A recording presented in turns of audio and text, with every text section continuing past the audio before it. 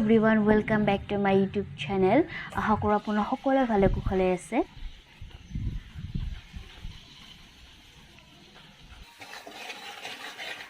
আজিৰ ভিডিঅ'টোত দেখুৱাম যে কৰ্দৈ আচাৰ কেনেকুৱা কৰি বনাব পাৰি আৰু এই কৰ্দৈ আচাৰ বনাইছে মোৰ মায়ে। মানে মোৰ মায়ে কেনেকুৱা কৰি কৰ্দৈ আচাৰ বনায় সেয়া আজি ভিডিঅ'ত দেখুৱাম আৰু আশা কৰোঁ আপোনালোকে এই ভিডিঅ'টো শেষলৈকে চাব বুলি।